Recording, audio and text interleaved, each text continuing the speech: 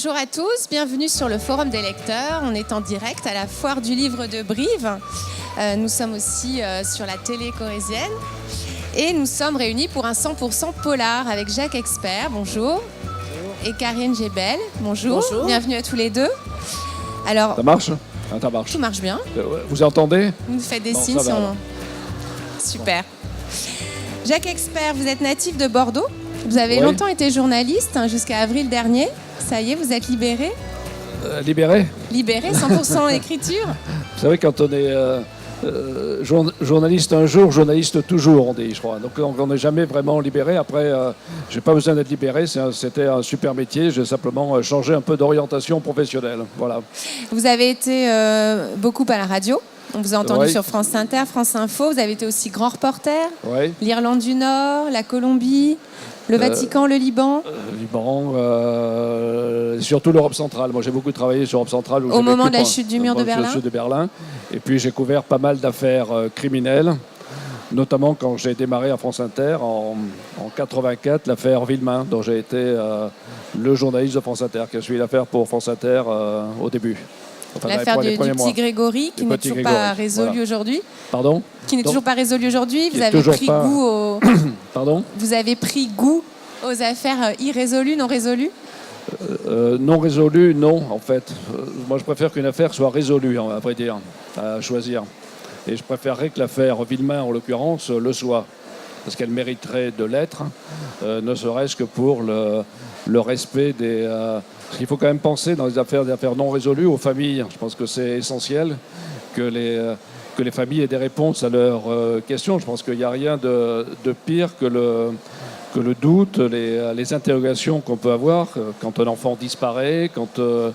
Si vous prenez l'affaire Villemain, moi qui reste malgré tout en contact assez loin, mais en contact permanent quand même avec la famille du petit Grégory, c'est vrai que la principale interrogation du père de l'enfant, c'est de savoir si, quand il a tué Bernard Laroche, parce qu'il l'a tué, s'il a fait le geste du vengeur, le geste qu'il fallait faire quand on estime qu'il faut tuer celui qui a tué son fils.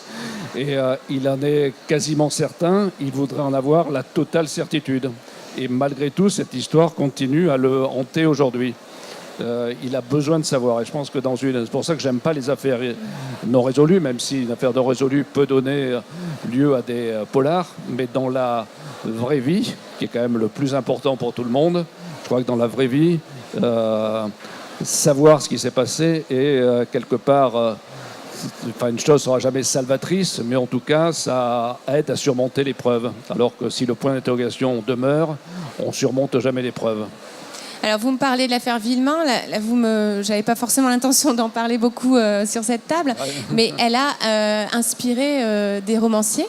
Elle a inspiré notamment Marguerite Duras. Et vous avez choisi le polar. Et pourquoi est-ce que vous n'êtes pas allé plutôt dans un livre documentaire? Quand on est journaliste, est-ce qu'on n'a pas envie d'écrire sur la réalité? Ou on préfère s'extraire justement de cette réalité? Si, on aura pourquoi pas avoir envie d'écrire sur la réalité. D'ailleurs, j'ai écrit sur la réalité, puisqu'avant de faire des romans, j'ai fait plusieurs essais. J'en ai fait 6. Dont le premier était sur la détention de longue durée. Donc je me suis intéressé, donc ça date aussi, il y a un moment, aux détenus de longue durée, c'est-à-dire ceux qui, souvent une seule fois, sont condamnés à une très longue peine et qui ont 25 ans, la perpétuité à faire, ou des gens qui, à la soixantaine, 70 ans, parfois par petits morceaux, par petites peines qui se sont ajoutées les unes aux autres, se retrouvent avec quand ils font le bilan, ils ont passé 40 ans de leur vie en prison.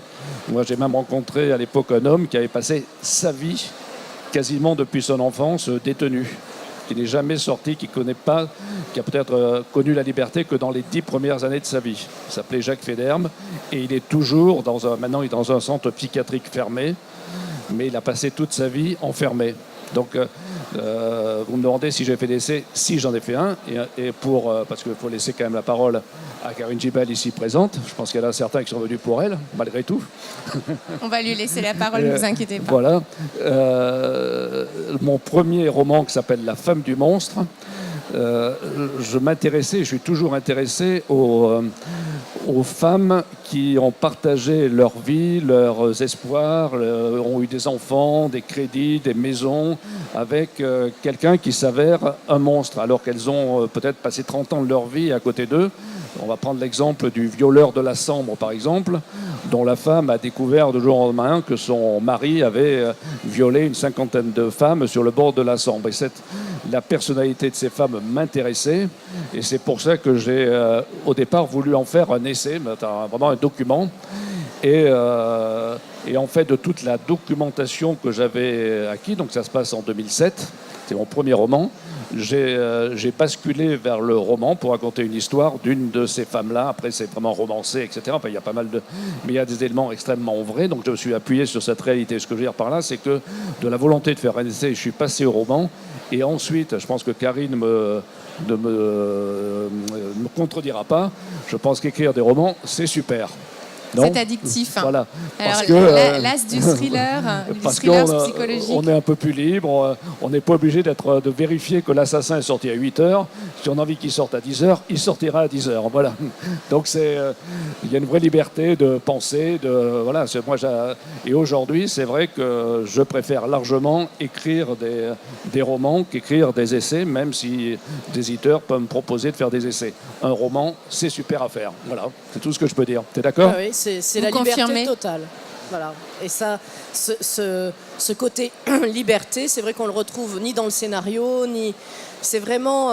Il n'y a que le roman qui peut nous offrir ça, quoi. Et vous, le virus, vous l'avez attrapé quand ? Oh, il y a très longtemps. Je crois que dès que j'ai su écrire, je me suis mise à écrire. Alors, pas des romans tels que... En CP, ça y est, vous allez me faire croire que vous écriviez déjà des polars ? Oui. Ah non, pas du polar. Mais je veux dire, j'écrivais des petites histoires, des petites poésies. Enfin, j'avais ce truc d'écrire déjà. J'avais ce besoin d'écrire. Donc, ça remonte à très, très longtemps. À l'époque, la petite fille que tu étais n'arrachait pas les pattes des coccinelles. Non, au contraire. C'était très gentil. Non, ouais. J'étais une fille très sage. Très bien.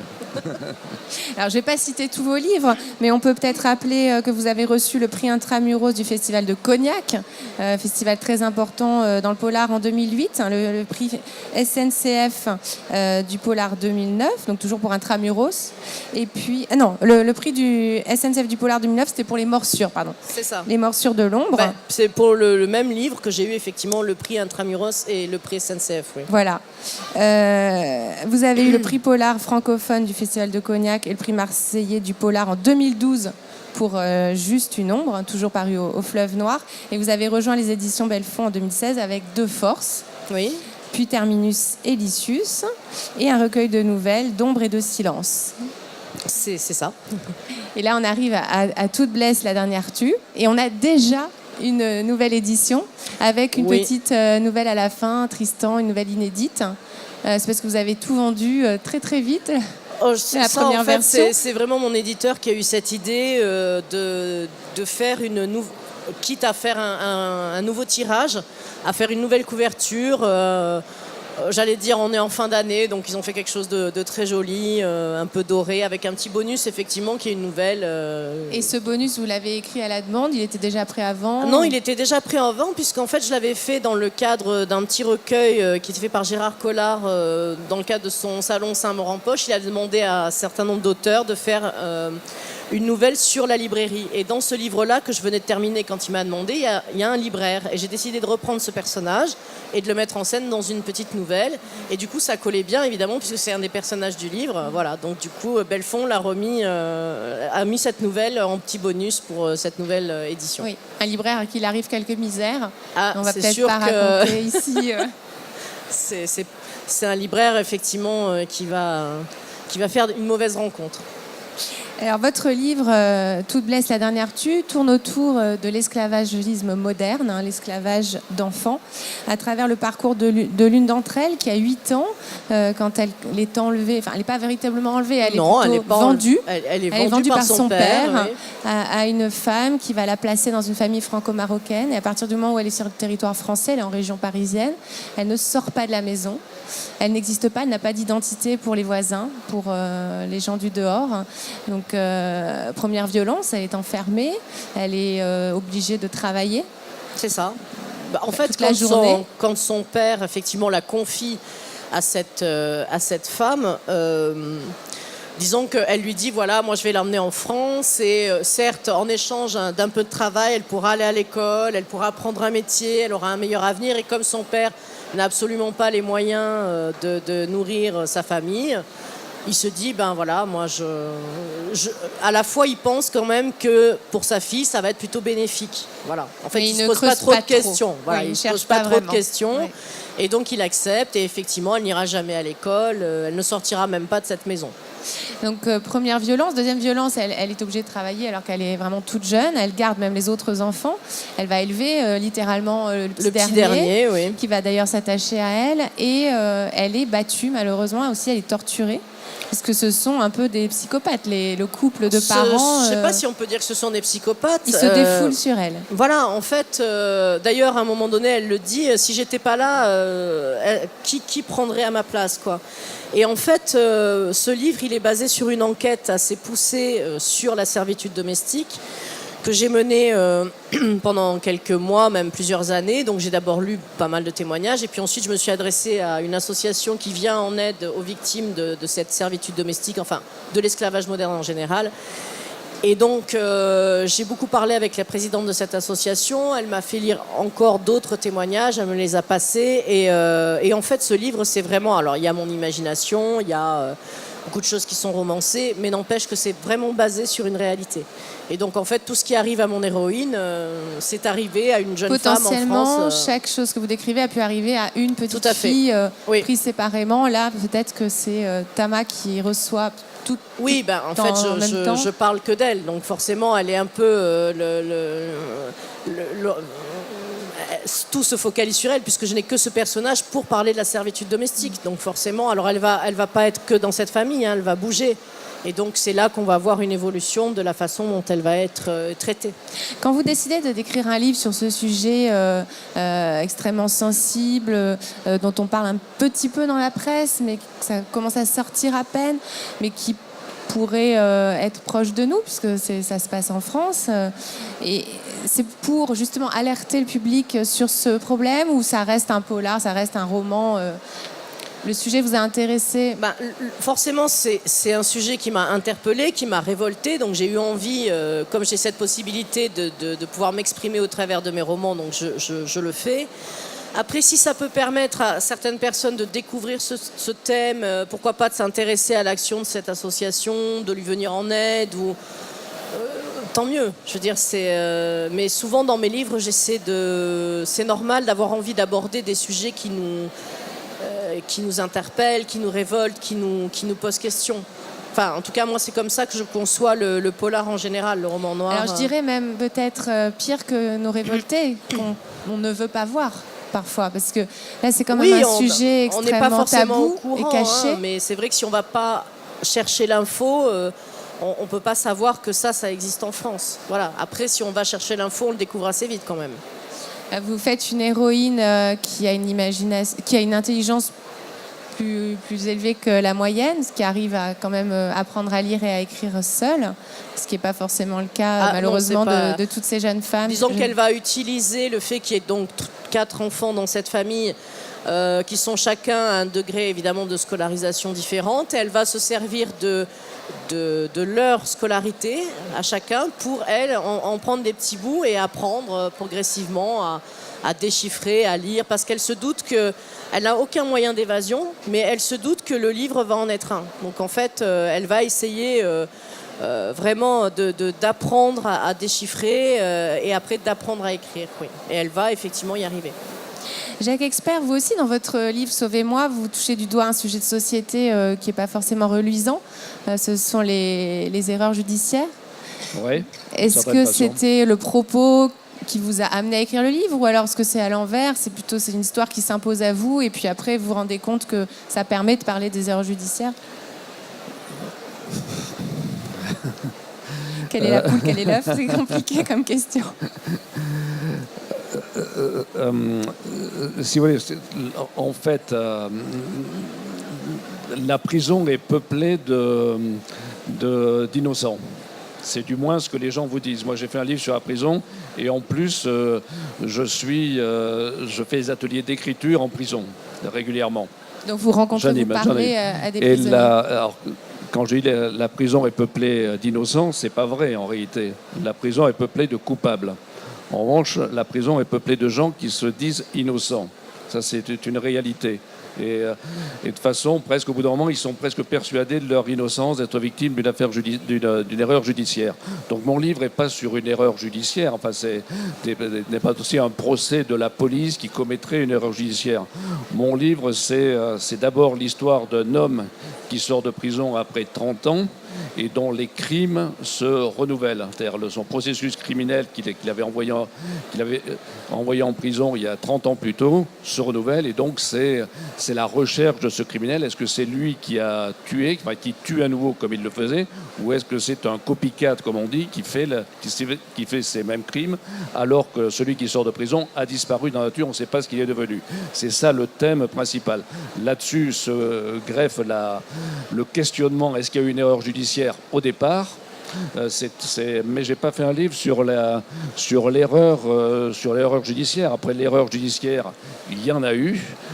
Si on prend l'affaire Patrice Dils, par exemple, il y a eu vraiment dans cette affaire-là, à l'époque, l'entêtement du policier, du commissaire, pour faire tomber Patrick Dils, qui a fait 15 ans de détention derrière, alors qu'il n'est pas le coupable. On sait qu'aujourd'hui qu'il est coupable, puisque tout désigne Francis Holm comme le responsable de l'assassinat des 2 enfants le long de cette voie de chemin de fer.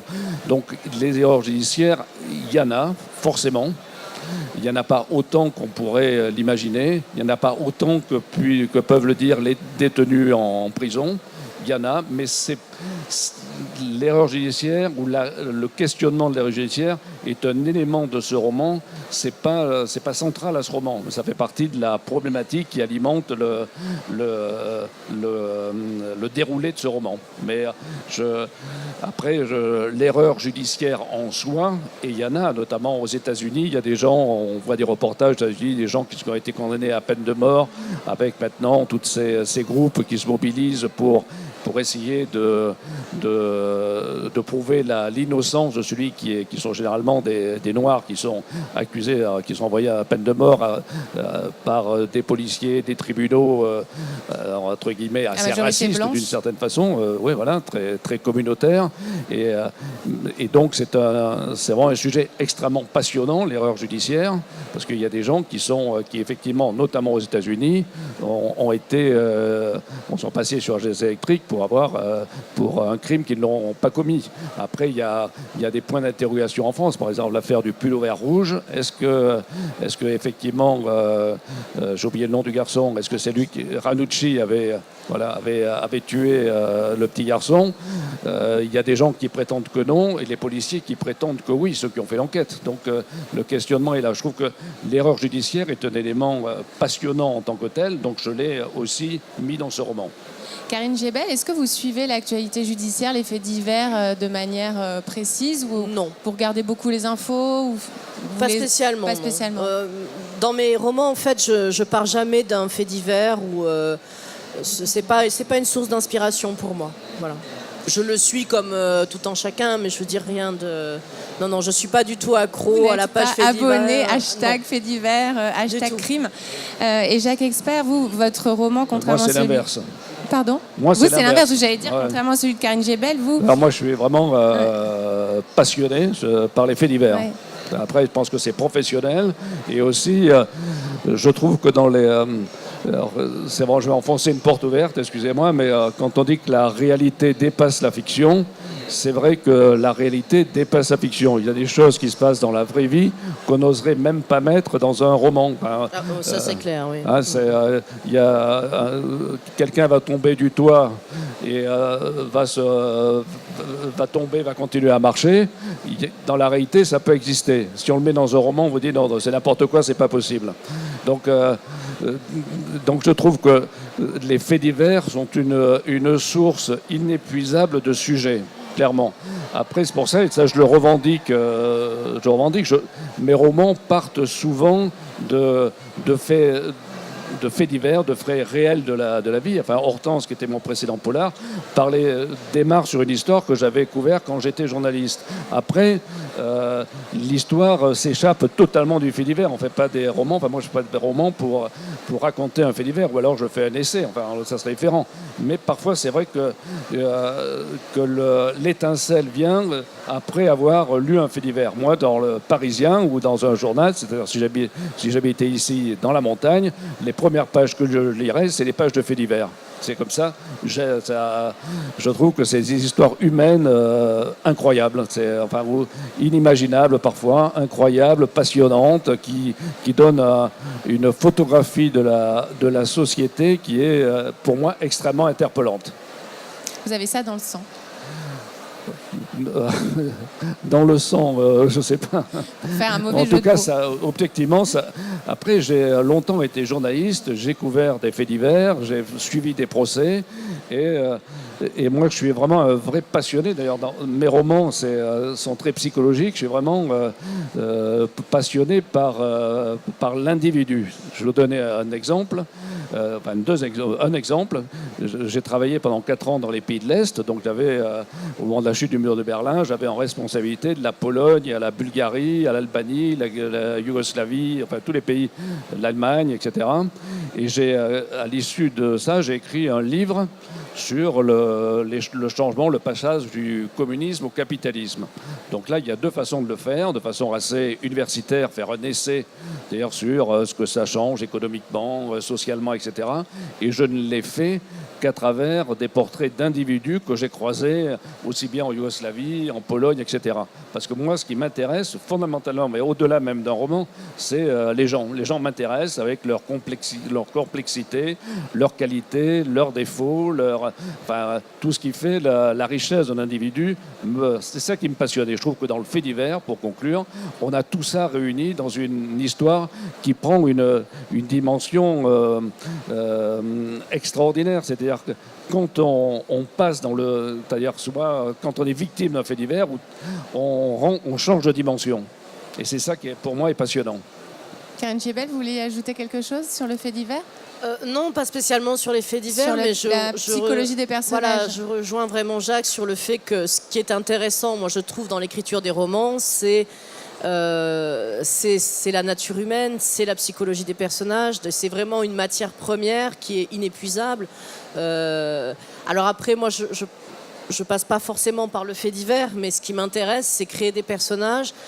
Et j'ai presque l'impression, au fil des pages, qu'ils deviennent vivants ou qu'ils sont vivants quelque part ou qu'ils ont déjà vécu, qu'ils ont existé. Quand on a parlé pour préparer cette table ronde, c'est vrai que vous m'avez parlé de Gabriel, qui a été un des premiers personnages du livre, qui pour vous existait. Et vous ne saviez pas exactement encore. C'est ça, c'est-à-dire que je me laisse vraiment guider. Je crée des personnages qui sont très très flous au début et puis... Après, forcément, je leur crée un passé, des sentiments, des émotions, etc. Et au fil des pages, j'ai l'impression que c'est eux qui vont décider de l'histoire à un moment donné. C'est-à-dire que c'est presque les personnages qui vont me dicter la suite et la fin de l'histoire. Voilà. Alors, moi, j'aimerais qu'on revienne sur le mot enquête. Vous êtes journaliste, vous avez beaucoup enquêté en tant que journaliste. Là, est-ce que vous avez l'impression tous les deux d'enquêter pour écrire vos livres ? Ça dépend du sujet. Par exemple, pour celui-là, il a fallu vraiment une enquête poussée. Mais pour certains de mes thrillers, je n'ai pas eu besoin, j'ai fait quelques recherches, mais je n'ai pas eu besoin d'une enquête poussée parce que, je ne sais pas, quand j'écris Les Morsures de l'ombre, où c'est un homme qui se réveille un matin enfermé dans une cave, qui a oublié ce qu'il a fait la veille, je n'ai pas besoin de mener une enquête pour ça. Par contre, quand j'écris Meurtre pour rédemption qui se passe en prison, là, oui, ça demande une très longue enquête sur la prison, voilà, il a fallu rencontrer des gardiens, des détenus, etc. Donc, tout dépend vraiment le thème que je vais aborder dans mon roman. Moi, mes romans sont vraiment ancrés dans le quotidien, ce qui fait, je pense, un certain intérêt des lecteurs, c'est que quelque part, on peut se retrouver à travers, pas forcément le criminel, mais en tout cas dans l'environnement du criminel. Et ça, je crois que j'ai eu la chance du journaliste que j'ai été, ça a été la chance du journaliste, c'est d'avoir la possibilité de passer de l'autre côté du comptoir, de voir comment les choses se font. Et quelque part, quand on est journaliste, on a la chance de pouvoir davantage creuser l'âme humaine. Et moi, l'âme humaine, je l'ai croisée dans des faits divers, je l'ai croisée dans des situations extrêmement difficiles que j'ai pu rencontrer dans ma vie professionnelle, que ce soit au Liban, la guerre en Yougoslavie, des événements dramatiques. Parce que généralement, quand on est grand reporter, on va rarement au mariage de la reine d'Angleterre. On peut y aller, hein, mais on va plutôt dans des endroits où l'humanité, dans son expression souvent la plus féroce, ou en tout cas la plus dure. Et donc, ça donne à réfléchir à la fois sur le plan personnel, sur l'humanité, n'ayant pas peur des grands mots, mais aussi sur les gens, sur ce qu'ils sont, ce qu'ils deviennent. Je vais vous donner un exemple qui m'a toujours frappé sur comment les populations peuvent varier en quelques jours. J'étais dans une région au sud de la Croatie qui s'appelle la Krajina, où cohabitaient Croates et Serbes. C'était pendant la guerre, au début de la guerre, entre la Croatie et la Serbie. Et j'ai passé une journée idyllique dans un village, dont là j'ai oublié le nom, où les gens, serbes, croates, il y avait même des musulmans, il y avait un grand méchoui, tout le monde avait dansé, je me souviens, on avait passé une soirée. Et je suis revenu 8 jours plus tard dans le même endroit.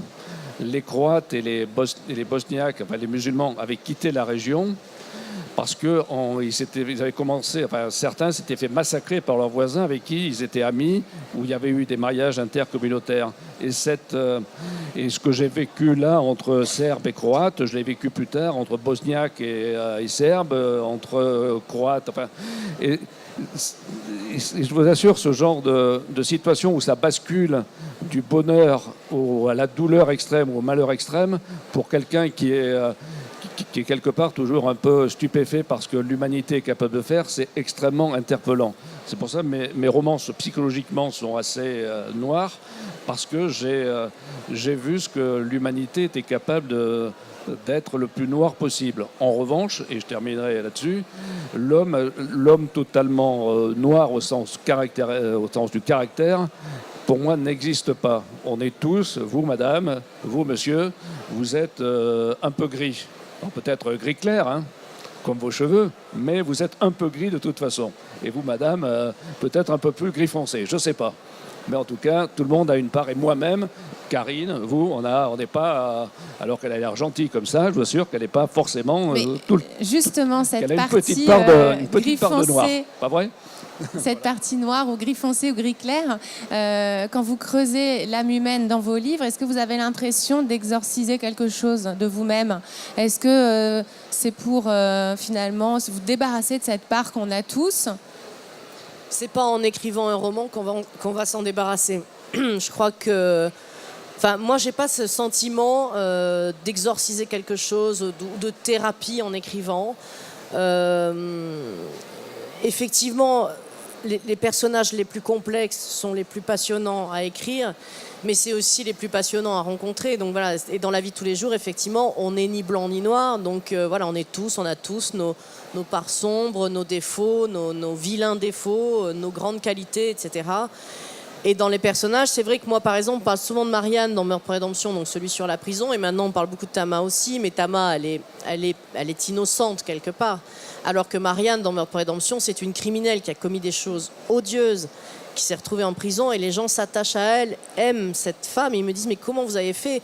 Elle fait des choses horribles, et on l'aime de plus en plus. Et donc, en fait, elle ressemblerait plus à Gabrielle, alors ?